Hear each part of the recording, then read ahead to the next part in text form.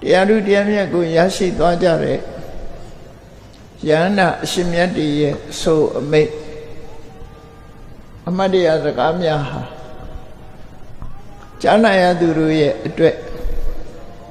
ဘဝတုဒ္ဒဖြစ်ဖွယ်နဲ့ဘဝသင်္ကန်းစာကိုရရှိနိုင်ကြမှာဖြစ်တယ်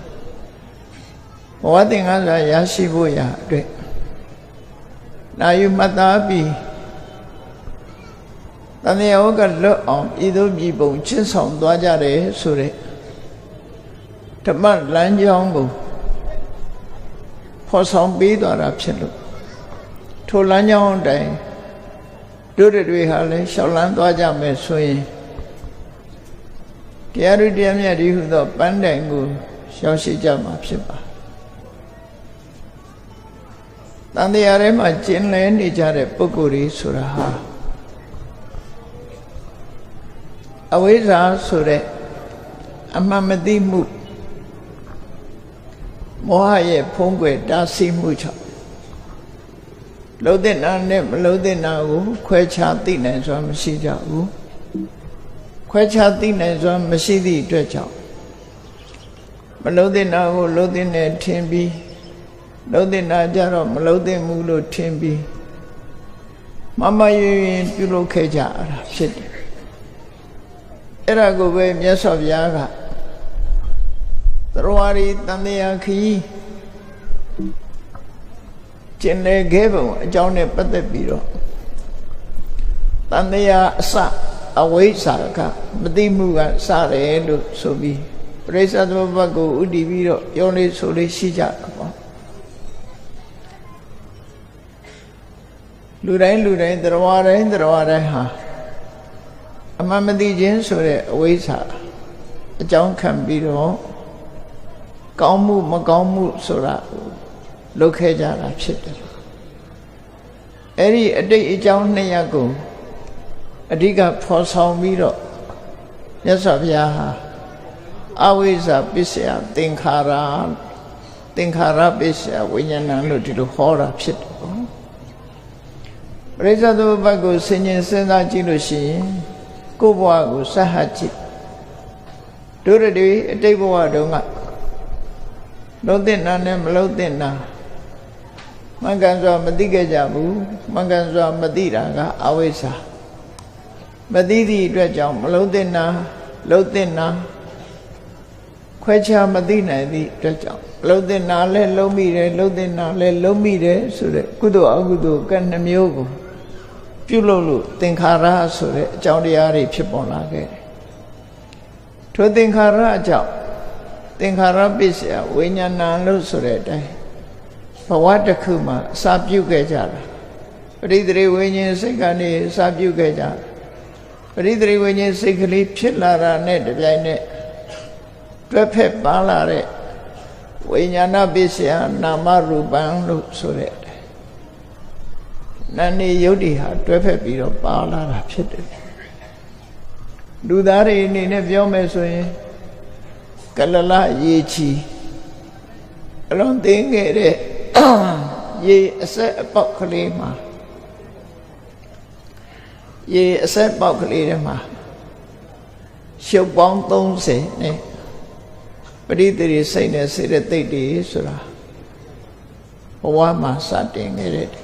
ရှုပ်တဲ့နံ2မျိုးဟာဖြစ်ပေါ်လာခဲ့တာဖြစ်တယ်ကနေ့ခေတ်စိပညာအရာကတော့အဲ့ဒီအချိန်မှာလူတွေကိုအသက်မဝင်သေးဘူးလို့ပြောကောင်းပြောလိမ့်မယ်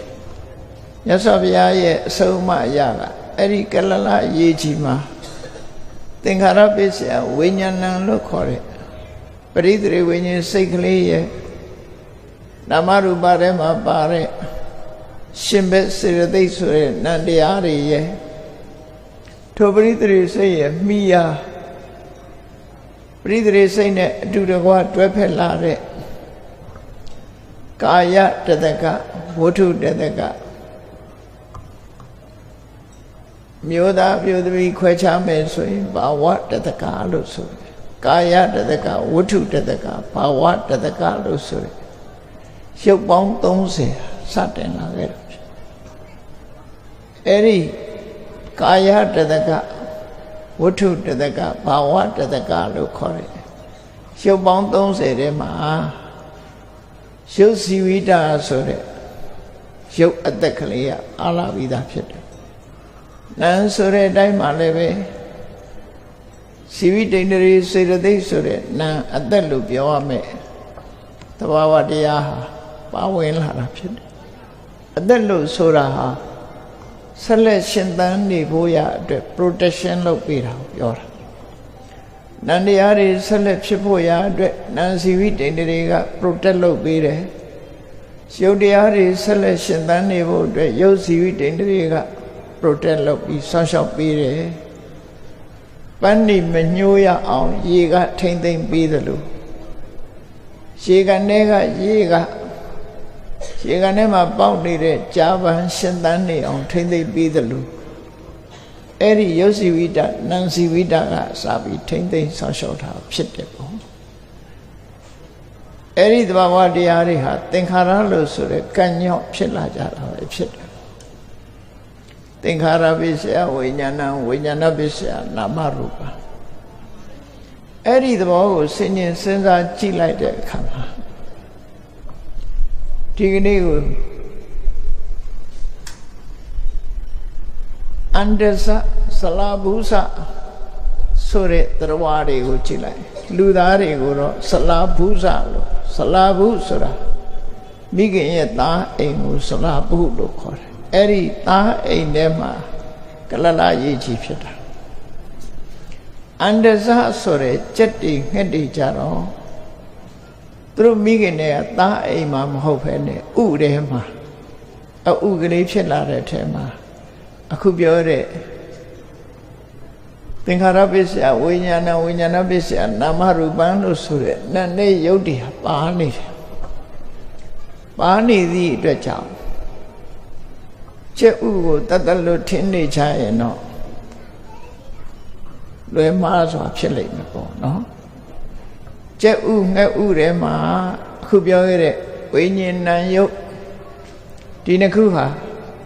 ရုပ်စီဝိတ္တနံစီဝိတ္တဆိုတာပါနေတယ်ပါနေသည့်အတွက်ကြောင့်ဒီဥလေးဟာတဖြည်းဖြည်းကြီးထွားလာခြင်းသာဖြစ်တယ်ကျက်ငှက်သရဝရဲ့ဝန်းထဲကနေအပြင်ထုတ်လိုက်တဲ့အချိန်မှာအတွင်းထဲကလေးကရောက်လာပြီးသားပါပြီးသားဖြစ်လို့အပြင်မဲ့ရောက်သွားတဲ့အခါမှာလည်းပဲမပုတ်မသိုးအောင်ဒီ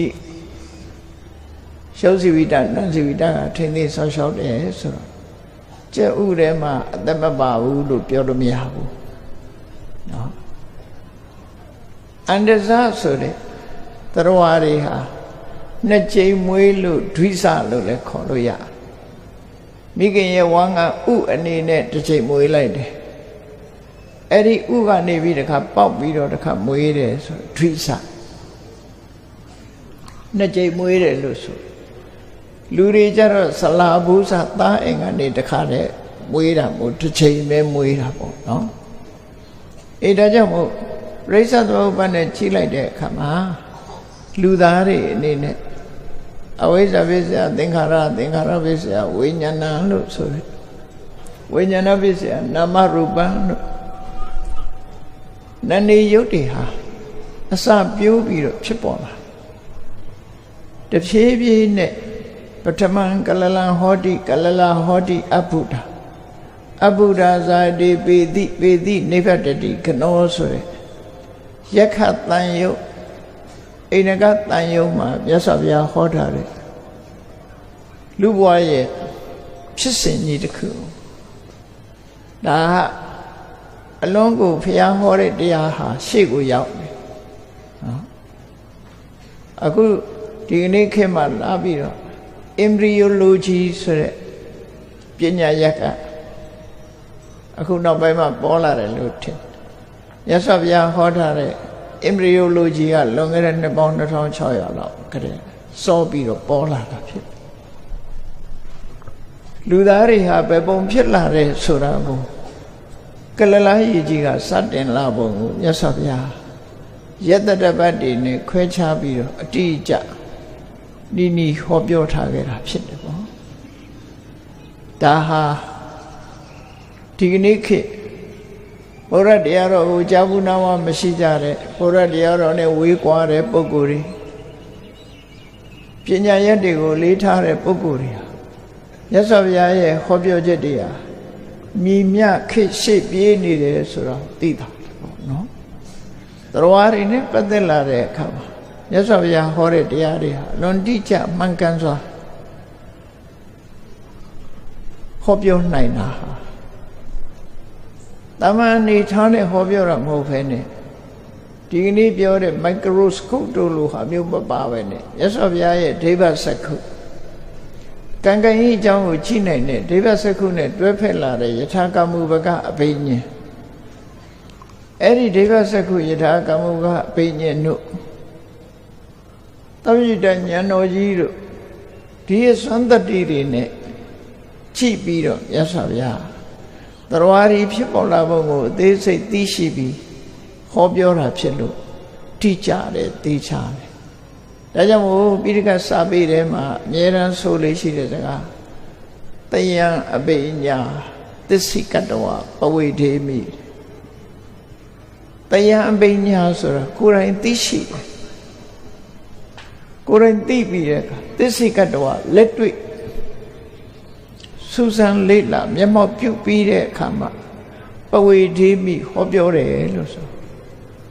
မြတ်စွာဘုရားဟာအစဉ်လာတရားကိုဟောတာမဟုတ်ဘူးစာအုပ်ထဲကဟာတွေကိုဟောတာမဟုတ်ဘူးမိမိကိုယ်တိုင်သိရှိထူးခြားတဲ့ဉာဏ်နဲ့သိရှိပြီးလက်တွေ့ကြကြကိုယ်တိုင်ကိုမျက်မှောက်ပြုပြီးဟောတဲ့တရားမျိုးဖြစ်လို့အဗ္ဗဓမ္မသိချတယ်လို့သူတို့ဆိုတာဒါကြောင့်မို့ခေတ်ရှိပြေးနေတယ်လို့ပြောအဲ့တော့ပရိစ္ဆေသမုပ္ပါဒ်ကိုကြည့်လိုက်မယ်ဆိုရင်လူသားတွေအနေနဲ့ကြည့်လိုက်အတိတ်ဘဝတုန်းကသူကိုအမှန်တရားကိုမသိကြဘူးမသိသည့်အတွက်ကြောင့်လှုပ်တဲ့နာနဲ့မလှုပ်တဲ့နာခွဲခြားမသိလို့မလှုပ်တဲ့နာရောလှုပ်တဲ့နာရောလှုပ်လိုက်ကြတယ်အဲ့ဒါဟာအဝိဇ္ဇပစ္စယသင်္ခါရပဲဖြစ်တယ်ပေါ့သင်္ခါရဖြစ်လာပြီဆိုရင်ကံတရားကကိလေသာတွေနဲ့ပေါင်းစပ်ပြီးတော့ဘာကိုထုတ်လုပ်တုံးဆိုဝိညာဏဆိုတဲ့ပရိသေရိစိတ်ကိုထုတ်လုပ်တယ်ပရိသေရိစိတ်နဲ့အတူတကွတွဲဖက်ပြီးပါလာတဲ့နာနေယုတ်တွေထို့နောက်မှဆက်လက်တိုးပွားလာတဲ့နာနေယုတ်တွေဒါကြောင့်မို့ဝိညာဏပစ္စယနာမရူပံပရိသေရိစိတ်နဲ့အတူတကွဖြစ်တာအတူတကွမဖြစ်ဘဲနောက်မှတိုးတက်ဖြစ်ပေါ်လာတာအလုံးခြုံငုံပြီးတော့ဝိညာဏပစ္စယနာမရူပနာမရူပပစ္စယသလာဧတနံလူတွေမှာယုံနဲ့နံဖြစ်ပေါ်လာတဲ့အခါဘာတွေပါလာတော့ဆိုမျက်စိပါလာတယ်နားပါလာတယ်နှာခေါင်းပါလာတယ်လျှာပါလာတယ်ကိုယ်ကာယပါလာတယ်အဲ့ထက်မဲ့မျက်စိကအပြင်အာယုံကိုထင်ဟပ်စေနိုင်တဲ့သက္ခုပတာရယုတ်နားမှာအတန်ကိုဖမ်းယူနိုင်တဲ့သောတာပတာရယုတ်နှာခေါင်းမှာအနံ့ကိုဖမ်းယူနိုင်တဲ့ခန္ဓာပတာရယုတ်လျှာမှာအရသာကိုဖမ်းယူနိုင်တဲ့ဇီဝပတာရယုတ်ကာယမှာအထီးအတွေ့တွေကိုဖမ်းယူနိုင်တဲ့ကာယပတာရယုတ်ဆိုတာလေဒါတွေကပေါ်လာတာဒါတွေမကဘူးနံပိုင်းဆိုင်ရာမှာလည်းပဲမနဆိုတဲ့အစိတ်ဟာလည်းပဲပါလာတယ်ပေါ့ဆိုလိုတာကအတွင်းအာယတနာ6ပါးလို့ပြောရတဲ့မျက်စိနာနာလျှာကာယမနဆိုတာတွေဟာတိုးတက်ဖြစ်ပေါ်လာတယ်တိုးတက်ဖြစ်ပေါ်လာတော့ဘာဖြစ်လဲမျက်စိပါတော့မြင်စရာအာယုန်တွေနဲ့ဆက်သွယ်လာတယ်နားပါတော့အသံနဲ့ဆက်သွယ်လာတယ်နှာခေါင်းပါတော့အနံ့အာယုန်တွေနဲ့ဆက်သွယ်လာတယ်လျှာပါတော့အရသာတွေနဲ့ဆက်သွယ်လာတယ်ကိုယ်ကာယပါသည့်အတွက်ကြောင့်အထီးတွေ့အာယုန်တွေနဲ့ဆက်သွယ်လာစိတ်ပါသည့်အတွက်ကြောင့်ကြံတွေးအာယုန်တွေနဲ့ဆက်သွယ်လာခဲ့တယ်အဲ့တော့အတွင်းအာယရဏ6ပါးအပြင်အာယရဏ6ပါးယုံနဲ့နေပွားစီးပြီးတော့လာဒါကိုယ့်ဘဝကိုချင်းဒီတိုင်းပဲတွေ့မှာပဲเนาะမိခင်ရဲ့ဝမ်းထဲမှာပရိသေဝိညာဉ်ပေါ်တယ်ယုံနဲ့နေဖြစ်တယ် အဲ့ဒီကနေပြီးတိုးတက်ပြီးတော့လာတဲ့အခါမှာအာယတနာတွေဖြစ်တယ်နာမရူပပစ္စယသနာယတနာအာယတနာတွေပေါ်လာတဲ့အခါကျဆက်သွယ်မှုဆိုတာတွေဖြစ်လာကြဆက်သွယ်မှုအာယုန်နဲ့ပတာရယုန်နဲ့ဆက်သွယ်တယ်နော်အာယုန်နဲ့စိတ်နဲ့ဆက်သွယ်တယ်ဆက်သွယ်လို့အာယုန်နဲ့စိတ်နဲ့တိုက်ခိုက်မှုတွေကြောင့်မို့လို့ဖြစ်ပေါ်လာတာအာယုန်နဲ့စိတ်နဲ့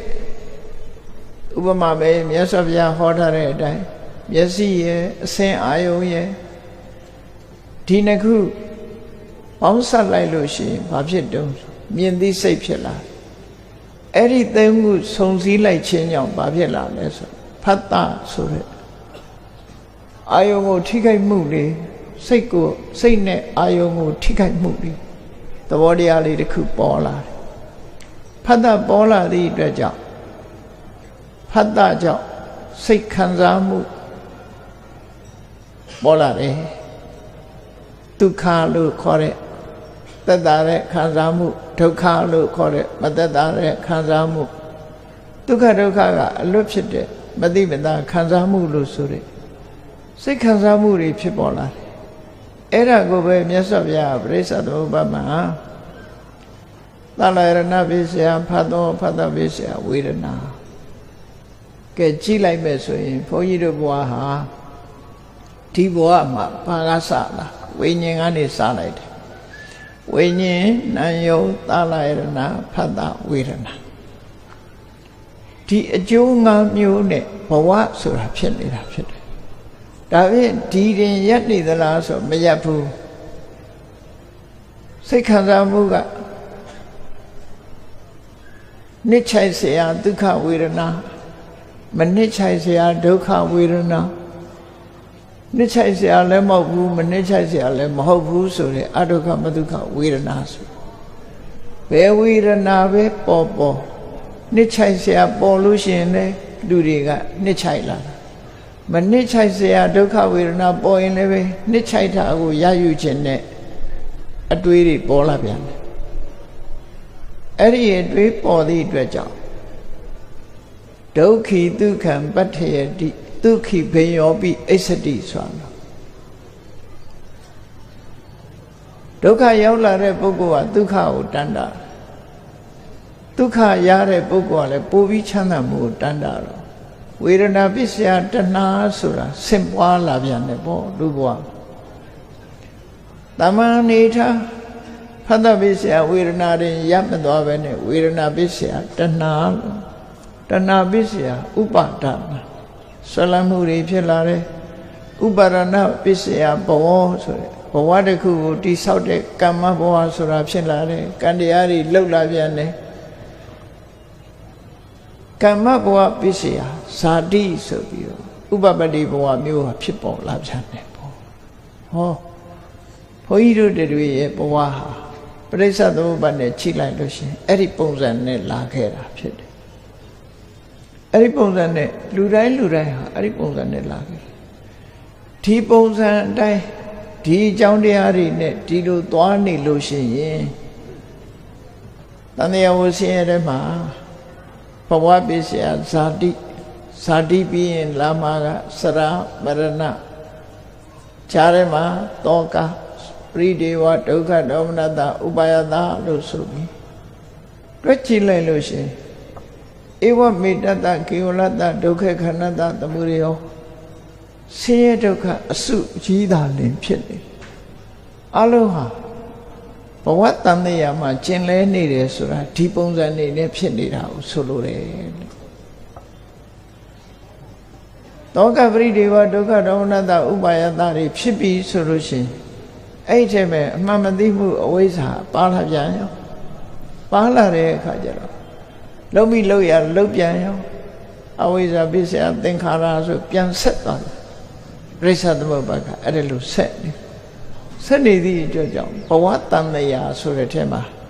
လဲနေကြတာဖြစ်တယ်ဒါဖြင့်လဲနေတဲ့ဘဝတန်တရားထဲမှာ exit လို့ဆိုတဲ့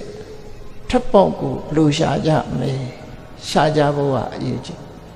ထွက်ပေါက်ရှားခြင်းမီဆိုလို့ရှိရင်တော့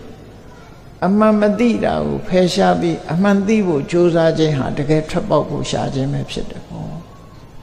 ဒါကြောင့်မို့အမှန်မသိတာကိုဖယ်ရှားနိုင်ဖို့ရာအတွက်အမှန်မြင်တဲ့တမ္မာဒိဋ္ဌိဉာဏ်ကစပြီးမဂ္ဂင်၈ပါးအကျင့်တရားကိုမြတ်စွာဘုရားဟောတယ်တမ္မာဒိဋ္ဌိတမ္မာသင်္ကပ္ပအမှန်မြင်တယ်အမှန်မြင်လို့အမှန်တွေးတယ်အမှန်တွေးပြီးပြောစရာရှိရင်အမှန်ပြောတယ်အမှန်လုပ်တယ်မင်္ဂန်နဲ့အသမွေးချောင်းဖြင့်ယက်တည်တယ်ဆိုလမ်းကြောင်းပေါ်ရောက်တော့အဲ့ဒီနောက်မှာမင်္ဂန်စွာကြိုးစားအထောက်မှုမင်္ဂန်စွာအမှတ်ရမှုနဲ့မင်္ဂန်စွာစိတ်တည်ငြိမ်မှုတွေပံ့ပိုးပေးလိုက်တဲ့အခါအမှန်ကန်သိမှုဆိုတဲ့ပညာဟာအစွမ်းထက်တဲ့ထွက်လာပြီနောက်ဆုံးမှာကမ္မတက္ကတာသမ္မာဒိဋ္ဌိဝိပဿနာသမ္မာဒိဋ္ဌိမေဃသမ္မာဒိဋ္ဌိဖလသမ္မာဒိဋ္ဌိဆိုတဲ့ကြားထဲမှာဇာနာသမ္မာဒိဋ္ဌိဆိုပြီးသမ္မာဒိဋ္ဌိ၅မျိုးဒီထဲမှာအဓိကကမ္မတက္ကတာသမ္မာဒိဋ္ဌိအခြေခံပြီးတော့ဝိပဿနာသမ္မာဒိဋ္ဌိရလိုက်ပြီဆိုတဲ့အခါမှာအဝိဇ္ဇာကိုလှုပ်အောင်အဝိဇ္ဇာကိုရိမ့်ရိုင်အောင်လုပ်နိုင်တဲ့အစွမ်းတတ္တိတစ်ခုဖြစ်ပေါ်လာဝိပဿနာသမ္မာဒိဋ္ဌိကနေမေဃသမ္မာဒိဋ္ဌိကိုကူးလိုက်နိုင်ပြီဆိုရင်ကတော့အဝိဇ္ဇာကိုအမြင့်နဲ့တကွာဖယ်ရှားပြစ်နိုင်သွားလို့အဝိဇ္ဇာယတွေဝအတိတဝိရာဂနိရောဓသင်္ခါရနိရောဓအမှန်မသိမှုချုပ်ငြိမ်းသွားခြင်းကြောင့်ကံတရားတွေရဲ့အကျိုးပေးနိုင်တဲ့အနေအထားတစ်ခုဟာချုပ်ငြိမ်းသွားတယ်သင်္ခါရနိရောဓဝိညာဏနိရောဓကံတရားတွေရဲ့အကျိုးပေးနိုင်တဲ့အနေအထားတစ်ခုချုပ်ငြိမ်းသွားလို့ရှိရင်သူတို့အကျိုးပေးတယ်သူတို့ကြောင့်ဖြစ်ပေါ်လာတဲ့ဝိညာဉ်ဆိုတဲ့အကျိုးတရားဟာလည်းဖြစ်ပေါ်လာနိုင်ခြင်းမရှိတော့ဘူးချုပ်ငြိမ်းသွားတယ်ဝိညာဉ်ချုပ်ငြိမ်းသွားရင်နာယုံလည်းချုပ်ငြိမ်းတယ်နာယုံချုပ်ငြိမ်းရင်သလယရဏအာရဏ6ပါးချုပ်ငြိမ်းတယ်အာရဏ6ပါးချုပ်ငြိမ်းသွားပြီဆိုလို့ရှိရင်ဖတ်တဆိုတာချုပ်ငြိမ်းသွားတယ်ဖတ်တချုပ်ငြိမ်းသွားရင်ဝေဒနာချုပ်ငြိမ်းသွားတယ်ဝေဒနာချုပ်ငြိမ်းသွားရင်လိုချင်မှုတွေ့တာမှုဆွလန်းမှုဆိုတာတွေတဏှာဥပါဒံချုပ်ငြိမ်းသွားတယ်တဏှာဥပါဒံကိုအခြေခံပြီးတော့ကံတရားတွေကိုပြုလုပ်တဲ့ကာမဘဝဆိုတာချုပ်ငြိမ်းသွားတယ်ကာမဘဝချုပ်ငြိမ်းသွားရင်ဇာတိဆိုတဲ့ပြန်လည်မွေးဖွားတဲ့ဥပပတ္တိဘဝဆိုတာလေချုပ်ငြိမ်းသွားတယ်အားလုံးဟာသောကပရိဒေဝဒုက္ခဒေါမနတဥပါယတဆိုတဲ့တရားတွေအားလုံးချုပ်ငြိမ်းသွားဒီနီးနဲ့တန်တရားကနေထွက်ပေါက်ရှာတယ်လို့ဘယ်သူတော်စင်သူတော်မြတ်ဖယ်ဖြစ်ဖြစ်ဒီလမ်းကြောင်းကနေပြီးတော့ဒီတရားတွေကိုဖယ်ရှားပြီးသွားကြတာဖြစ်တယ်တရားဓုတရားမြတ်ရတဲ့ပုဂ္ဂိုလ်တွေမှန်သမျှရှင်သာရိပုတ္တရာမိန့်ဆိုသလိုပဲဒီနိဝရဏတရားတွေကိုဖယ်ရှားခြင်းတတိပဋ္ဌာန်အာယုန်၄ပေါ်မှာစိတ်ကိုခိုင်မာစွာတည်ထားခြင်းနဲ့ဘုဇင်9ပါးကိုမိမိရင်ထဲနှလုံးထဲမှာဖြစ်ပွားစေခြင်းဖြင့်သာလျှင်တန်တရားဝကလွတ်မြောက်ကြတာဖြစ်တယ်လို့ဆိုပရိစ္ဆေသမုပ္ပါဒ်နဲ့ပြောလိုက်လို့ရှိရင်ဘုဇင်9ပါးပွားတယ်ဆိုတာဒီအဝိဇ္ဇာကိုဖယ်ရှားဖို့လုပ်ခြင်းသာလျှင်ဖြစ်တယ်ပေါ့အလုံးဟာမြတ်စွာဘုရားဟောတဲ့တရားတွေဟာအကြောင်းနဲ့အကျိုးဆက်ဆက်ပြီးတော့ဟောထားတာဖြစ်တယ်ဘုန်းကြီးတို့ရဲ့ဘဝကိုပရိစ္ဆေသမုပ္ပါဒ်နဲ့အခုလိုရှင်းရှင်းကြီးမြင်တန်တရားထဲမှာတို့ဒီလိုလာခဲ့တာဆိုတာသဘောပေါက်မှာပဲဖြစ်တယ်ပေါ့နော်ဒီပုံစံနဲ့လာခဲ့တာကဲဒီပုံစံနဲ့လာခဲ့လို့အခုဒီနေရာရောက်နေကြပြီဆိုရင်ဘာလုပ်မလဲလူတိုင်းဟာဘဝတစ်ခုကိုရလာကြပြီရလာတဲ့အခါမှာကိုယ့်ဘဝရဲ့ထွက်ပေါက်အဖြစ်ဘာလုပ်ကြမလဲလုပ်ရမယ့်ကိစ္စဘာလုပ်ကြမလဲလို့ဆိုအခုဒီနေ့အမတ်တရပြောစကားပြောမဲ့ယဟန္တာမထေရမြတ်ကဝဋ္ဌထေရလို့ခေါ်တယ်သူရဲ့အမတ်တရစကားမှာသူဟာကြိုးစားအထုတ်ခြင်းဖြင့်အခုလိုဝန္တန်ရာဆဝန်းကြီးကိုဖြိုဖျက်ချပြီးတော့တန်တရားဝကလွတ်မြောက်တဲ့ လွတ်မြောက်စေတတ်တဲ့အရဟတမေကိုမျက်မှောက်ပြုနိဗ္ဗာန်ကိုရရှိခဲ့တာဖြစ်တယ်အဲ့ဒီလိုရရှိဖို့ရအတွက်အကြောင်းတွေဟာအများကြီးလုပ်ခဲ့ရတယ်ပေါ့အေးမထေရမြတ်တို့ရဲ့အမှတ်တရစကားဒီကနေ့ဝဋ္ဌမထေရမြတ်ရဲ့အမှတ်တရစကားမှာလည်းပဲသူကြိုးပမ်းအထောက်ခဲ့ရတာတွေနဲ့ပတ်သက်ပြီးပြောတော့တယ်ဒီလမ်းကြောင်းနဲ့ပဲသက်ဆိုင်တယ်လို့မှတ်ရမှာဖြစ်တယ်။ဘုန်းကြီးတို့တွေလည်းထိုမထေရမြတ်ကဲ့သို့တရားသူတရားမြတ်တွေရချင်ပြီဆိုရင်ဒီလမ်းကြောင်းကပဲရှောင်မလျှောက်ဘဲနဲ့ဒီဖြစ်စဉ်ကြီးထဲမှာမေးပြီးတော့လိုက်နေမယ်ဆိုရင်တန်တရားဝကထွက်เสียအကြောင်းမရှိတော့နော်တန်တရားဝကထွက်ဖို့အကြောင်းမရှိဘူးကောင်းပြီအဲ့တော့ဒီဝဋ္ဌဆိုတဲ့ယဟန္တာမထေရမြတ်မှတ်တရစကားပြောတဲ့ပုဂ္ဂိုလ်ဟာသူ့ရဲ့ဘဝဆက်ကြောင်းကိုတစ်စိတ်တစ်စောင်းကြည့်ကြည့်အောင်သူဟာလည်းပဲလောကမှာပေါ်လာတဲ့ပထမတော့တာမန်လူတယောက်ပဲတာမန်လူတယောက်အနေနဲ့မွေးဖွားလာတာရသော်ပြပွင့်တဲ့အချိန်မှာသူဘယ်မှာမွေးဖွားတော့လို့ဆိုဘာရုကိစ္စကဆိုတဲ့မြို့မှာသူမွေးဖွားခဲ့တာတဲ့အဲ့ဒီတာမန်လူလိုပဲတာမန်လူသားတယောက်အနေနဲ့ဂါပတိမြို့ရွမှာသူဟာမွေးဖွားလာခဲ့တယ်အဲ့ဒါလိုမွေးဖွားလာတဲ့အခါမှာထူးခြားတာကသူ့ဘဝဆိုတာတူနဲ့တူမတူကြဘူးလူဖြစ်လာကြတာဟုတ်ပြီတွေ့ကြုံနေရကွဲပြားခြားနာကြတယ်သူလူဖြစ်လာတဲ့အချိန်မှာသူ့မိခင်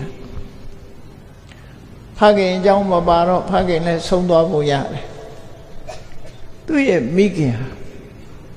သူမွေးဖွားလာပြီးတဲ့နောက်မှာစိတ်သောကအမျိုးမျိုးရောက်ရကနေပြီးတန်ဝေကဖြစ်သွားသူဖခင်ဆုံးလို့တန်ဝေကဖြစ်တာလည်းဖြစ်နိုင်တန်ဝေကဖြစ်ပြီးတော့ဒီလူမမယ်ကလေးလေးကိုဆွေတွေမျိုးတွေကိုအပ်ပြီးတော့ဘိက္ခုနီဝတ်သွားတာဒါသူ့ဘဝဟာမိဘမဲ့ဘဝကိုရောက်သွားတဲ့သဘောပဲနော်တမန်ပုဂ္ဂိုလ်တယောက်ဒါဘဝဆိုတာမျိုးစုံကြုံတွေ့ကြတာလူတွေပါတရားတို့တရားမြတ်ရမယ်ပုဂ္ဂိုလ်ဖြစ်စေအောင်တော့သူဟာငယ်ငယ်ကလေးကဖခင်ကကွယ်လွန်လို့မိခင်ကလည်းပဲဆွေတွေမျိုးတွေစီအပ်ပြီးတော့သူ့ကိုပြစ်ထားခဲ့ပြီးဘိက္ခုနီဝတ်သွားတယ်အဲ့ဒီလိုအနေထားမျိုးနဲ့သူဟာမိဘနဲ့မနေရပဲနဲ့ဆွေတွေမျိုးတွေထမ်းမှကြီးပြင်းခဲ့ရတဲ့အနေအထားမျိုးရောက်တယ်အရွယ်လေးရောက်လာတဲ့အခါသူ့မိခင်ကတော့တဝေကတရားတွေဖြစ်လို့ဘိက္ခုနီဝတ်မြတ်စွာဘုရားဟောကြားတဲ့ဝိပဿနာတရားကိုကြိုးစားအထောက်ဝိပဿနာဆိုတာ Buddhist origin ပဲဖျားပွင့်လို့ဖျားပွင့်မှသိခွင့်ရတဲ့တရားဟာဝိပဿနာတရားပဲလို့သူပြောသမထကျင့်စဉ်တို့ဒါနတို့သီလတို့ဆိုတဲ့တရားတွေဟာမြတ်စွာဘုရားမပွင့်ခင်ကတည်းကထွန်းကားနေတဲ့တရားတွေပဲသို့သောဝိပဿနာတရားဟောနိုင်တဲ့ပုဂ္ဂိုလ်ဆိုတာမရှိဘူးမြတ်စွာဘုရားကစပြီးတော့ဟောတာဖြစ်လို့ဝိပဿနာတရားသည်ဗုဒ္ဓဘာသာရဲ့ origin နော်ဘယ်ဘာသာကမှမဟောနိုင်တဲ့တရားလို့သူတို့ပြောမှာဖြစ်တယ်အဲ့ဒီကျင့်စဉ်နဲ့တန်တရားဝဆင်းရဲကလွတ်ခဲ့အောင်လုပ်တဲ့လမ်းစဉ်အဲ့ဒီလမ်းစဉ်ကိုမြတ်စွာဘုရားကိုယ်ပိုင်ဉာဏ်နဲ့ထိုးထွင်းသိရှိပြီးတော့ဟောပြောခဲ့တာဖြစ်တယ်ဝဋ္ဌဆိုတဲ့သူတို့သားရဲ့မိခင်ဟာအရွယ်မရောက်ကလေးနဲ့အရွယ်မရောက်သေးတဲ့သားကလေးကိုထားပစ်ခဲ့ပြီးမြတ်စွာဘုရားဆုံးမတဲ့ဝိပဿနာကျင့်စဉ်ဘိက္ခုနီတွေဆံနိခံပြီးတော့ကျင့်ကြံကြိုးကိုအထုတ်လိုက်တာသူဟာယဟန္တာမကြီးဖြစ်သွားတယ်တရားတို့တရားမြတ်ရသွားတယ်ယဟန္တာဖြစ်တယ်ဆိုတာခုနပြောတဲ့အမှန်မသိတာကိုဖယ်ရှားလိုက်နိုင်တယ်မှန်မသိတာဖယ်ရှားတော့လှုပ်တင်တာနဲ့မလှုပ်တင်တာ လှုပ်ခြင်းဆိုတဲ့ကံတရားတွေဟာသူ့ရင်ထဲမှာထပ်ပြီးတော့ဘဝတစ်ခုအကျိုးပေးဖို့မစွမ်းနိုင်တော့ဘူးအဝိဇ္ဇာဟာကိလေသာကုန်လို့ရှိရင်ကံကုန်တယ်လို့ပြောတာကိလေသာនិရောဓိကမ္မនិရောဓောကိလေသာဆိုတဲ့အဝိဇ္ဇာတဏှာဥပါဒဏ်တွေကုန်ဆုံးသွားလို့ရှိရင်ကံတရားတွေဟာအကျိုးပေးခွင့်မရတော့ဘဝတစ်ခုကိုဖော်ဆောင်နိုင်မှာမဟုတ်တော့ဘူးအဲ့တော့ယဟန္တာဖြစ်သွားတယ်ဆိုတာကိလေသာကုန်လို့ကံနေမြုံသွားတဲ့အနေအထားမျိုးကိုရောက်စေတာပဲဖြစ်တယ်ပေါ့အဲ့ဒီလိုယဟန္တာဖြစ်တဲ့အခါလူဆိုတာကိုယ်နဲ့ပတ်သက်ကြောင်းမေတ္တာတို့အကျဉ်းနာတို့ဆိုတာရှိတယ်လေကိလေသာတွေကုန်သွားပြီမဲ့လို့မွန်မြတ်လာတဲ့မေတ္တာတရားအကျဉ်းနာတရားတွေကရှိတော့အဲ့ဒီဘိက္ခုနီမကြီးဟာလူမမယ်ကလေးလေးထားပြစ်ခဲ့ရတဲ့သူ့သားလေးပေါ်မှာအကျဉ်းနာတရားဆိုတာရှိတယ်။တန်ရောစင်နဲ့မဆိုင်ဘူးတဲ့ဟာအဲ့ဒီအကျဉ်းနာတရားနဲ့သူ့ကလေးလေးကိုအရွယ်လေးရောက်လာတဲ့အချိန်တိတတ်တဲ့အရွယ်ရောက်လာတဲ့အချိန်မှာသူကိုယ်ွယ်စိတ်ကတဲ့ဝေလူဓတ္တဆိုတဲ့မထေမြတ်ကြီးထံအပ်ပြီးတော့ကိုရင်လေးဝတ်ပေးထားလိုက်တယ်ဒါသူ့ရဲ့ဆောင်ရှောက်မှုပဲသူကလမ်းကြောင်းပေါ်ဒီကလေးလေးဟာစတင်ပြီးတော့လမ်းကြောင်းပေါ်ရောက်သွားတာအဲ့ဒီအချိန်ကစတယ်လို့သူပြောဝေလူဓတ္တမထေမြတ်ထံဝဋ္ဌဆိုတဲ့လူငယ်လေးဟာရှင်ယဟန်ဖြစ်သူရောက်သွားပြီးတော့အဲ့ဒီမထေမြတ်ကြီးသွန်သင်မြတ်သာဆုံးမတဲ့အတိုင်းသူဟာသီလသမာဓိဆိုတဲ့ချက်စဉ်တွေကိုကျင့်တယ်။ရောက်တဲ့အခါယဟန်ဖြစ်သွားတယ်။ယဟန်ဖြစ်သွားတော့မြတ်စွာဘုရားလက်ထက်ကဘိက္ခုနီကျောင်းတွေကမြို့ထဲရွာထဲမှာရှိတယ်။တန်ဃာတွေရဲ့ကျောင်းကမြို့တဲ့ခလန်းလန်းတော်ရကျောင်းတွေမှာနေကြတာဖြစ်တယ်။ဘိက္ခုနီတွေကိုတော့မြို့ထဲရွာထဲမှာပဲအမျိုးသမီးတွေဖြစ်သည့်အတွက်ကြောင့်ဘေးရန်အန္တရာယ်တွေမရောက်ဖို့ဘိက္ခုနီဥပတ္တယဆိုတဲ့ဘိက္ခုနီကျောင်းတွေကမြို့ထဲမှာရှိတယ်။အဲ့တော့သူ့ရဲ့မိခင်ဘိက္ခုနီမကြီးဟာသားပေါ်မှာတော့တန်ရောစင်တော့မရှိဘူး။သို့တော့မေတ္တာနဲ့ကရုဏာအကျဉ်းနာစိတ်တွေကရှိတယ်ပေါ့အဲ့ဒီမှာပုထုဇဉ်ဘဝမှာရှိသေးတဲ့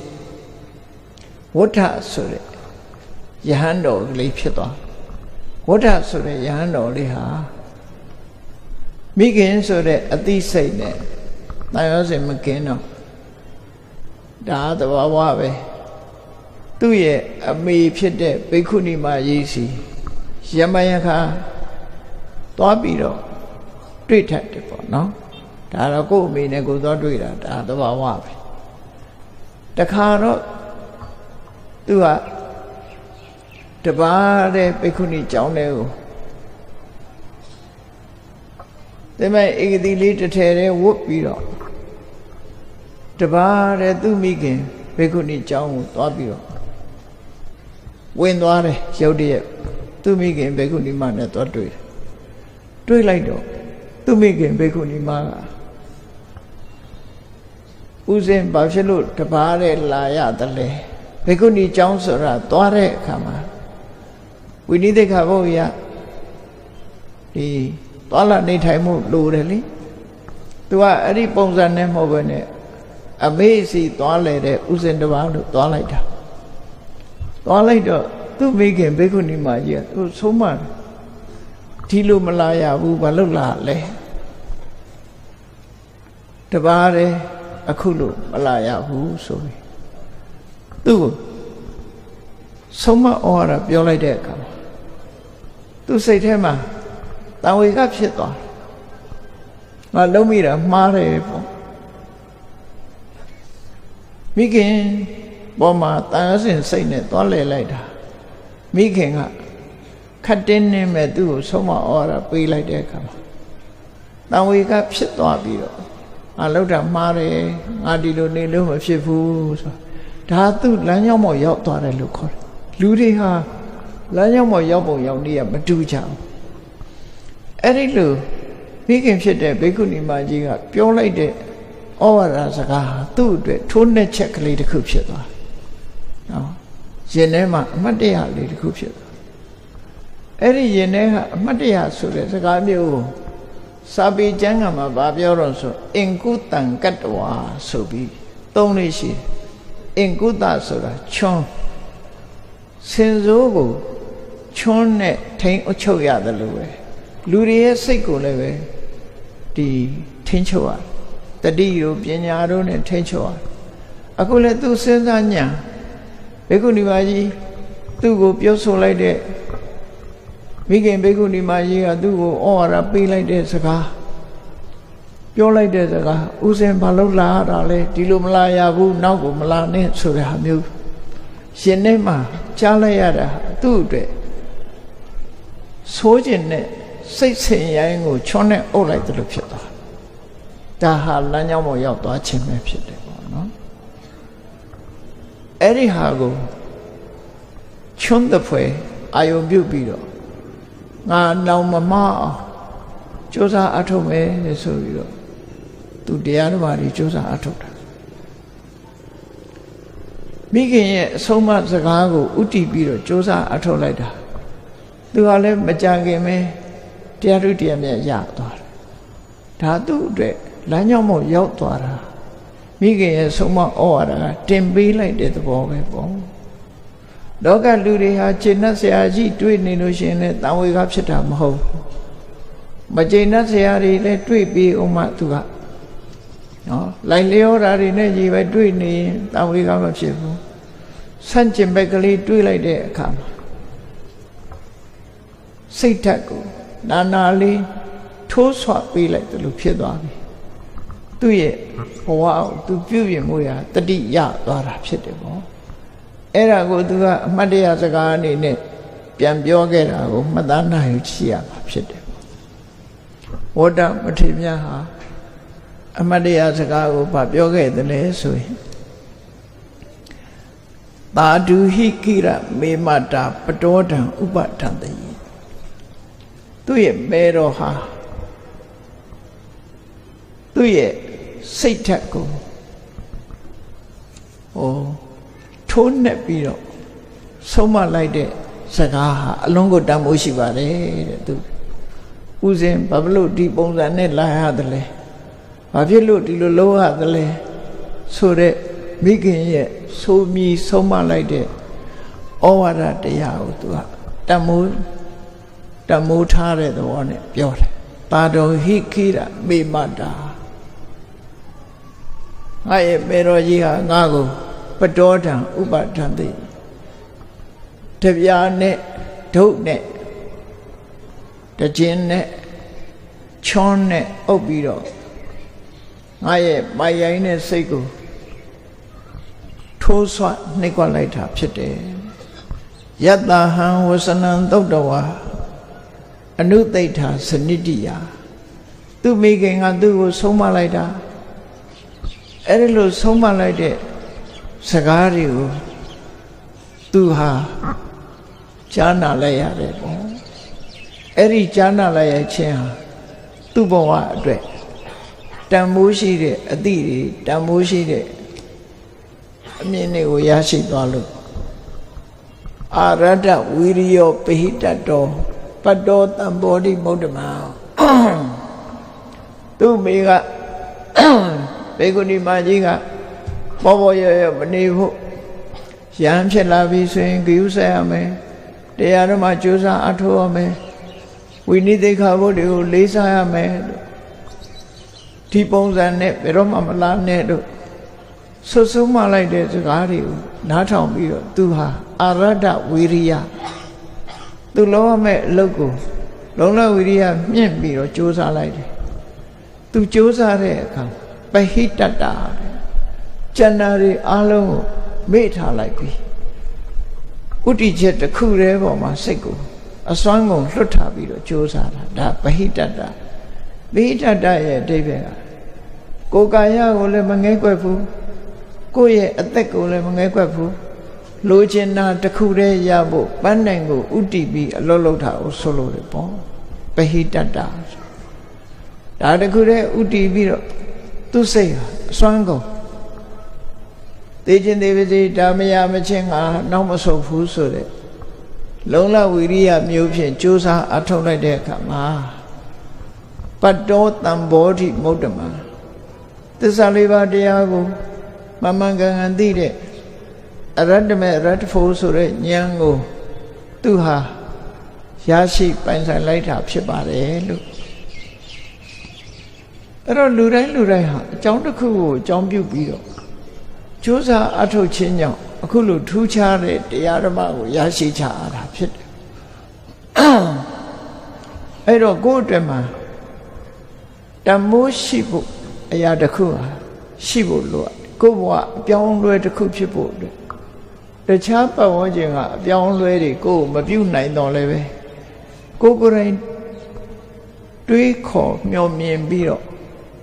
ကိုယ့်ဘဝအရေးကိုစဉ်းစားမယ်ဆိုလို့ရှိရင်လည်းထိုစဉ်းစားချက်တွေဟာကိုယ့်ဘဝအတွက်လမ်းမှန်ကိုဖော်ဆောင်ပေးနိုင်မှာပဲဖြစ်တယ်ပေါ့ဒါကြောင့်မို့ထူးခြားတဲ့တစ်ဖက်သားရဲ့ဆုံးမဩဝါဒတွေမရဘူးဆိုရင်မြတ်စွာဘုရားဟောတဲ့တရားတော်တွေဘဝအတွေ့အကြုံတွေဓမ္မအမြင်တွေနဲ့ဆက်ဟပ်ပြီးတော့ကိုယ့်ကိုထိတ်လန့်တဲ့တန်တရားကြီးကိုထိတ်လန့်တုန်လှုပ်တဲ့တန်ဝေကတွေဖြစ်ပြီးတော့တရားတို့တရားမြတ်ရအောင်ကြိုးစားအထောက်ကြမှာဖြစ်တယ်ဝတ္တဆိုတဲ့ယဟန်တော်ဟာခုလိုကြိုးစားအထောက်လိုက်တဲ့အခါမှာယဟနာပုဂ္ဂိုလ်ကြီးဖြစ်သွားတယ်သူကိုယ်သူဘလောက်အားရသွားသလဲဆိုရင်အရဟာဒက္ခိနေယောမိသူဟာကိလေသာတွေအလုံးကုန်သွားလို့ဒက္ခိနေယောမိတကယ်စင်ကြယ်မြင့်မြတ်လို့မြတ်သောအလူကိုခံယူထိုက်တဲ့ပုဂ္ဂိုလ်သူပုဂ္ဂိုလ်မြတ်သူဖြစ်သွားပြီတေဝိသောသူ့မှာပုထိအာလို့ခေါ်တဲ့ဝိဇ္ဇာဉာဏ်သုံးပါးကိုလည်းသူရလိုက်ပြီအတိတ်ဘဝကိုသူသိခြင်းပြန်ကြည့်လို့ရတဲ့ပုပ္ပေနိဝါဒနုတ္တိဝိဇ္ဇာခြားကွယ်ဝေးလံမှရှိတဲ့အခြားကွယ်နေတဲ့အရာတွေကိုမြင်နေဆိုရင်လည်းပဲဒိဗ္ဗစက္ခုဝိညာဉ်နဲ့ကြည့်လို့ရသွားပြီရှင်တဲ့နှလုံးထဲမှာပူလောင်စေတတ်တဲ့ကိလေသာအာသဝတွေအလုံးကုန်စေနိုင်တဲ့အသခေယဝိဇ္ဇာဆိုတာလည်းသူရပြီလို့တေဝိသောဝိဇ္ဇာဉာဏ်ရပြီးတဲ့၃မျိုးရပြီးတဲ့ပုဂ္ဂိုလ်သူမြတ်သူဖြစ်ပြီတဲ့အမတ္တတောလောကလူတွေဟာမွေးလာပြီးတဲ့နောက်သေကြရတယ်အဲ့ဒီမွေးလိုက်သေလိုက်ဆိုတဲ့ဒါကြီးကိုမကြော်လွှားနိုင်လို့သေခြင်းတရားကိုရှောင်လွှဲလို့မရကြဘူးသေခြင်းတရားကိုရှောင်လွှဲနိုင်တဲ့နေရာကိုမတွေ့ကြဘူးသူတော့အခုတရားဓမ္မကျင့်ကြံကြိုးကိုအထောက်လိုက်တဲ့အခါမှာသေခြင်းတရားကိုရှောင်လွှဲနိုင်တဲ့အဆင့်ကိုသူရရှိသွားပြီဒါကိုတွေ့မြင်ခဲ့ပြီလို့အပတ္တတောနိဗ္ဗာန်ဆိုတာကိုသူတွေ့ရှိခဲ့ပြီဆိုတာကိုဝမ်းမြောက်ဝမ်းသာပြောဆိုတာပဲဖြစ်တယ်စိတ္တဝနမုစိနောသေနံဝိဟရာမိအနာတော်ဒီနေရာမှာတင်စားပြီးတော့ပြောလိုက်တာမနတ်ရဲ့စစ်တီတွေကိုသူကအနိုင်တိုက်လိုက်ပြီဆိုတော့ဘုန်းကြီးတို့တွေကမနတ်ရဲ့စစ်တီတွေကိုအရှုံးပေးနေရတော့မယ်ခဏထိနော်ကိုကထိုးစစ်မစင်နိုင်လို့ခံစစ်လည်းပဲဘုံဘုံလဲပြီးရှုံးကြီးရှုံးနေကြရတယ်လို့သူတို့ပြောရမှာဖြစ်တယ်။ဘာကြောင့်ရှုံးလို့ဆိုရင်မျက်စိကအစင်အယုံလေးမြင်လိုက်ရင်လည်းလောဘဖြစ်ရင်ဖြစ်မယ်ဒေါသဖြစ်ရင်ဖြစ်မယ်။နားကအကြံတန်တစ်ခုကြားလိုက်ကိုကြိုက်လို့ရှိရင်လောဘဖြစ်ပြီးမကြိုက်တာကြဒေါသဖြစ်တယ်။အဲ့ဒါတိုက်ပွဲအလီလီမှာရှုံးနေခြင်းသာလည်းဖြစ်တယ်။အာယုန်နဲ့တွေ့လို့လောဘဖြစ်အောင်လောဘဖြစ်လာတယ်ဒေါသဖြစ်လာတယ်ဆိုရင်မနတ်ရဲ့စစ်တပ်နဲ့တွေ့ပြီးကိုကလက်မြောက်လိုက်ရတာချစ်ပဲဖြစ်နေတယ်အဲ့ဒီလောဘဒေါသကိုအနိုင်တိုက်နိုင်မှသာလျှင်ကိုကအနိုင်ရတယ်စစ်ပွဲအောင်တယ်လို့သူတို့ဆိုတာဖြစ်တယ်အဲ့တော့သောတာပန်သဂရကအနာဂယနာဖြစ်ပြီးဆိုမှမနတ်ရဲ့စစ်တိုက်လို့ဆိုတဲ့ကိလေသာနော်ကိလေသာဆယ်ဓာတ်ဆိုတာအဗ္ဗဒတုတွေကြီးမားလို့ကြော်လွှားဖို့အလွန်ခက်တယ် ကာမာတိပထမသေနာဒုတိယအရတိဩစတိသာသနာ့ဘောင်ဝင်မှုဆိုပါစို့ပထမဆုံးဒီကြော်ဖြတ်ဖို့ခက်ခဲတဲ့မနတ်ရဲ့စစ်တပ်ကြီးပထမဆုံးကြော်ဖြတ်ဖို့ခက်တဲ့သူချပြီးတော့တတ်ချထားတဲ့ဆေဓာတ်ရှိတဲ့တဲ့မှာပထမဆုံးတက်ကိုကြော်ဖြတ်တယ်ဆိုတာမျက်စိနာနာလျာကာယအာယုံ၅ပါးနဲ့ပတ်သက်ပြီးတော့ဒါတွေကိုစွန့်ခွာဖို့စွန့်လွတ်နိုင်တဲ့ renounce လုပ်ပြီးတော့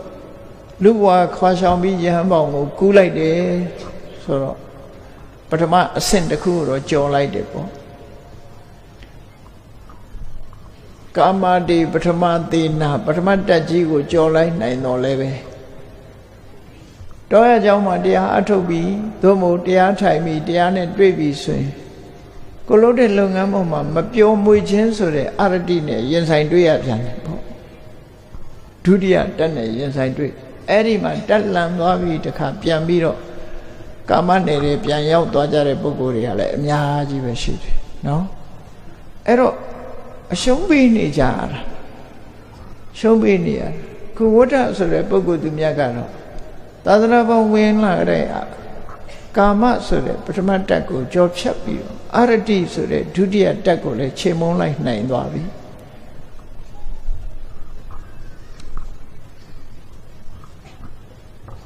အဲ့ဒီကနေပြီးတော့တတိယခုတ်ပိပါတာတိစတုဋ္ဌိတန္တိဝုစတိဆိုအစာရနဲ့ပတ်သက်ပြီးတော့တွေ့တာမှုတွေဆိုတာဖြစ်လာတတ်တယ်မစားရရင်ဗိုက်စားတယ်ဆိုလူတွေကမနေနိုင်ကြပြန်ဘူးအဲ့ဒီလိုဆာလောင်မှုကိုသိမခံနိုင်တာတွေမကြော်ဖြတ်နိုင်လို့ရှိရင်လည်းအရှုံးပေးရမှာဖြစ်တယ်အဲ့ဒီကနေဝဝစားပြန်တဲ့အခါပြင်းနေဆိုတဲ့ဟာကိုလည်းမကြော်ဖြတ်နိုင်ကြဘူးအရှုံးပေးရပြန်တယ်လို့အဲ့ဒီမနတ်ရဲ့တတ္တိအားလုံးကိုယန္နာဖြစ်တဲ့ပုဂ္ဂိုလ်ကကြော်ဖြတ်ပြီးသားဖြစ်သွားပြီအနိုင်တိုက်ပြီးသားဖြစ်သွားပြီတော့ဒါကြောင့်မို့သူကပြောတာစစ်တဝနမုစီနောသေနံမနရဲ့စစ်တပ်တွေကိုသူအနိုင်တိုက်လိုက်ပြီးပြီတဲ့ဒါကြောင့်မို့ဝိဟရာမိအနတောသူ့မှာဘေးကအန္တရာယ်ဆိုမရှိတော့ဘူးလောကလူတွေကအပြင်ဘက်ကအန္တရာယ်ကိုသာအန္တရာယ်လို့ထင်တာကြည့်ပါလားလူတွေဟာမေတ္တာပွားတယ်ဆိုတာတောင်မှပဲမေတ္တာပွားတာဟာဘာအတွက်ပွားတာလဲဆိုတာကိုသိချာမသိပဲနဲ့ဖြစ်နေတတ်တယ်မေတ္တာပို့တယ်ဆိုရင်ချမ်းသာတယ်ဆိုချမ်းသာခြင်းလို့မေတ္တာပို့တယ်ချမ်းသာခြင်းလို့မေတ္တာပို့ရင်ရင်ထဲကအမုန်းတရားကြီးကတဏှာကြီးဖြစ်နေနော်ချမ်းသာဖို့ဆိုတာမဖြစ်နိုင်ဘူးဒါကြောင့်မို့မေတ္တာဘာဝနာပွားတယ်ဆိုတာကိုယ့်ရင်ထဲမှာအမုန်းမရှိအောင်လုပ်ရမှာဖြစ်တယ်ဒါတာခဲ့ပဲနော်ဒေါသဆိုတဲ့အမုန်းတရားရင်ထဲထားပြီးမေတ္တာပွားနေတာတော့မဟုတ်သေးဘူးမေတ္တာပို့လို့ရှိရင်ကိုယ့်ရင်ထဲကအမုန်းတရားကိုနှုတ်ပြနိုင်အောင်ဖယ်ရှားနိုင်အောင်ပွားမယ်ဒါကြောင့်မို့မြတ်စွာဘုရားကမေတ္တာဘာဝိတ္တဘာဒေါသတဘာနာယရင်ထဲကဒေါသဖယ်ရှားဖို့မေတ္တာပွားပါလို့ပြောတာအဲ့ဒီဒေါသကိုဖယ်ရှားဖို့အာယုစိတ်မရောက်ပဲနဲ့မေတ္တာပွားလို့ချမ်းသာတယ်မေတ္တာချုံလုံးတယ်ဆိုပြီးတော့အဲ့ဒီအကျိုးတွေကိုမျှော်ကိုပြီးလုပ်နေကြတာများတယ်ပေါ့နော်များနေတယ်ဒါကြောင့်မို့ကိုယ့်ရင်ထဲမှာမုန်းမရှိအောင်လုပ်အောင်အဲ့ဒီလိုလုံးနိုင်မှဝိဟရာမိအနာတောကိုယ်မှာရှင်ထဲကလောဘရှင်ထဲကဒေါသရှင်ထဲကမောဟမာမနတွေအိတ်သားတွေမစ္စရိယတွေမကောင်းမှုမကောင်းတဲ့စိတ်နေသဘောထားတွေကိုယ့်ရင်နဲ့နှလုံးထဲမှာမရှိတော့ဘူးဆိုမှစိတ်နှလုံးအေးချမ်းစွာနေနိုင်မှာဖြစ်တယ်ဒါတွေရှိနေသမျှတော့ဘယ်တော့မှမအေးချမ်းဘူးရင်ထဲကလောဘရှိရင်ရမက်ဆိုးတွေကကိုယ်ကိုလှုပ်နိုးနေအောင်မှာပဲဖြစ်တယ်ရှင်ထဲကဒေါသရှိနေမကျေနပ်မှုတွေကကိုယ်ရင်ကိုလှုပ်ခတ်နေအောင်မှာဖြစ်တယ်ရင်ထဲမှာရှိတဲ့မောဟတွေကိုမပယ်ရှားနိုင်လို့ရှိရင်လုံးသိလုံးထိုက်တာတွေကိုမသိပဲနဲ့မလုံးသိတာတွေလုံးမိနေအောင်မှာပဲဖြစ်တယ်လို့ဟောရင်ထဲကဖယ်ရှားရမယ်အ အဆိုးတရားတွေကိုဖယ်ရှားနိုင်မှသာလေဝိဟရမိအနာတော်ဘေးကင်းရန်กว่าချမ်းသာစွာနေရတယ်လို့ပြောနိုင်မှာဖြစ်တယ်ဝဋ္ဌဆိုတဲ့ပုဂ္ဂိုလ်သူမြတ်မထေရမြတ်ကတော့သူဟာကြိုးစားအထောက်လိုက်တဲ့အခါမှာစိတ်နှလုံးအေးချမ်းစွာနေနိုင်ပြီလို့သူပြောတယ်အဲ့ဒီလိုစိတ်နှလုံးအေးချမ်းစွာနေနိုင်တာဟာယခင်ကနဲ့မတူတာကိုသူကနှိုင်းရှင်ပြီးပြောတာသူယခင်ကဘလို့ဖြစ်ခဲ့လဲအစ္ဆတင်္စဗဟိတာစယေမေဝိစိန်သူအာသဝါဆိုတဲ့အကုသိုလ်တရားတွေဟာနော်အတွင်းရောအပြင်ရောသူ့ကိုနှိမ့်ဆက်ထိုးဆွားခဲ့တယ်သူတဏ္ဍမှာလွှမ်းမိုးကြီးစိုးနေခဲ့ကြဘူးတဲ့လောဘတွေဒေါသတွေမောဟတွေဟာအပြင်ကလာတာရောအတွင်းမှာရှိတာရောသူ့ကိုလွှမ်းမိုးနှိမ့်ဆက်ခဲ့ကြတယ်တပ္ပိအတေတာဥစ္စိနာအတွင်းအပြင်သူ့ကိုဒုက္ခပေးနေတဲ့အရာတွေအားလုံးကိုသူကထပ်တောက်ဖယ်ရှားလိုက်နိုင်ပြီတဲ့နာစာဥပ္ပစ္စရိပုဏ္ဏနောက်ထပ်လည်းဘယ်တော့မှခေါင်းထောင်ထားလိုက်နိုင်ခြင်းမရှိဘူးအနုပ္ပါဒဓမ္မဘယ်တော့မှပြန်ဖြစ်မဲ့သဘောမရှိအောင်အပြတ်နှိမ့်နှင်းပြီးတော့ရှင်းပြလိုက်ပြီလို့ဝိတာရတာခေါ်သူမိခင်ကိုအဲ့ဒီအချိန်မှာသူကအခုလိုသူ့ရင်ထဲကအဆိုးတရားတွေကိုဖယ်ရှားနိုင်လိုက်တဲ့အခါမှာသူ့ရဲ့မိခင်ကိုသိကျေးဇူးတင်တယ်ကျေးဇူးတင်တော့သူ့အမေဘိက္ခုနီမကြီးကိုချီးမွမ်းတဲ့စကားသူပြောတယ်ဝိတာရတာခေါ်ပခိနီသူ့အမေကိုအမတော်လို့ခေါ်လိုက်တာမြတ်စွာဘုရားသာသနာဝင်ရောက်လာပြီဆိုရင်မောင်နှမဖြစ်သွားတယ်သားမိမဟုတ်တော့နော်အမလို့ဘာကြောင့်ခေါ်တော့ဆိုသူ့ရဲ့အရင်တရားဓုတရားမြတ်တွေရတာဒါကြောင့်သူ့အသုံးလေးကပခိနီအမတော်ဟာဝိတာရတာတရားဓမ္မနဲ့ပတ်သက်ပြီးတော့ရဲဝံ့ပါပေတယ်ကျွမ်းကျင်ပါပေတယ်ဆိုပြီးတော့သူ့ရဲ့မိခင်ကိုသူကချီးမွမ်းစကားပြောလိုက်တာဧတမထံအဘာတိအခုလို့အတွင်းပြင်ရင်ထဲမှာဒုက္ခပေးနေတဲ့ကိလေသာအာသဝတွေကိုဖယ်ရှားရမယ်ဆိုတာဟာသူ့ရဲ့မိခင်ကသူ့ကိုရှင်းပြခဲ့ဘူးတဲ့နော်ရှင်းပြခဲ့ဘူးတဲ့သူ့ရဲ့မိခင်ကိုပခိနီအမတော်ဖရာဟာဝိတာရတာကျွမ်းကျင်တဲ့အသိဉာဏ်ရှိသည်ဖြစ်ပြီဧတမထံအဘာတိဒီအကြောင်းတွေကိုသူ့ကိုပြောခဲ့ဘူးတဲ့သူ့မှာအပိယနုနမယိပိဝနထောတိနဝိစတိသူ့မှာသာသမီဖြစ်တဲ့သူ့ကိုတောင်မှပဲချစ်ခင်နဲ့တွေ့တာတဲ့တဏှာမရှိတော့ဘူးတဲ့သူ့မိခင်ကြီးကိုချီးမွမ်းတာနော်သာသမီဖြစ်တဲ့သားဖြစ်တဲ့သူ့ဘောမှာတောင်မှပဲ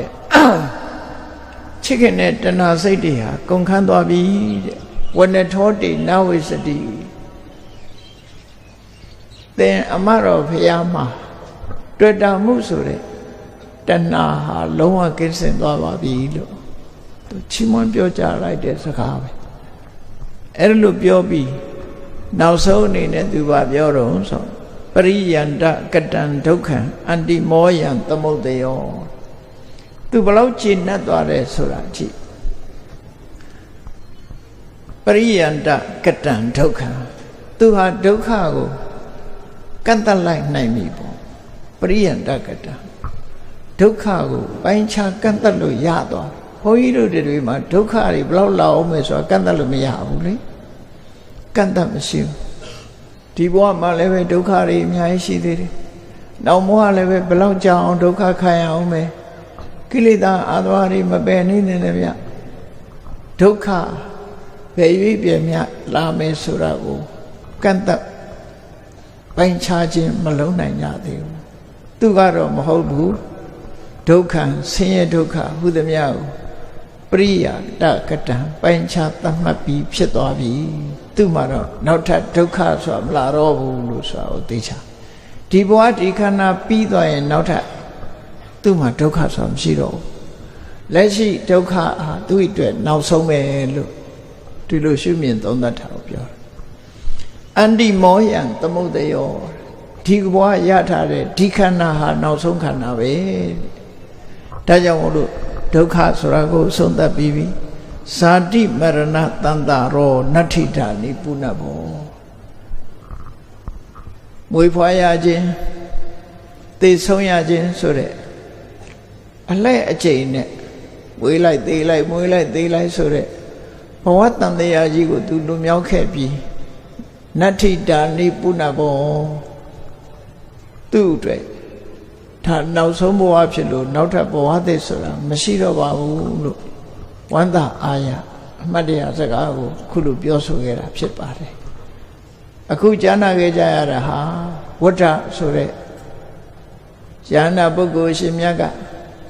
သူ့ရဲ့ဘဝအတွေ့အကြုံတွေနဲ့သူကြိုးစားအထောက်ခဲ့ရပုံသူ့မိခင်ကသူ့ကိုဆုံးမလို့ထိုဆုံးမစကားကိုအလေးထားပြီးသူကြိုးစားသည့်အတွက်ကြောင့်ကိလေသာအသွားတွေကုန်ခန်းစေနိုင်ပုံတရားထုတရားမြတ်တွေကိုရရှိလာပုံစသဖြင့်ကျေးဇူးတင်ပြီးသူမိခင်ရဲ့ဂုဏ်ကြီးတွေကိုချီးမွမ်းပြီးဒီဘဝဟာသူ့အတွက်နောက်ဆုံးဘဝဆင်းရဲဒုက္ခတွေရလဲဒါအပြည့်သက်ပဲဆိုတာကိုရှင်းတဲ့နှလုံးထဲကပွင့်ပွင့်လင်းလင်းနဲ့ပြောကြားနိုင်တာဖြစ်ပါတရားချစ်ခင်သူတော်စင်ပြိဿအပေါင်းတို့မထေမြတ်တို့ရဲ့အမှတ်တရစကားတွေဟာသူတို့ဘဝနဲ့ဆက်ဆက်ပြီးတော့ပြောကြတာဖြစ်လို့မိမိတို့ဘဝနဲ့လည်းဆက်ဆက်ကြည့်ပြီးတော့တို့ဘဝဟာလည်းပဲ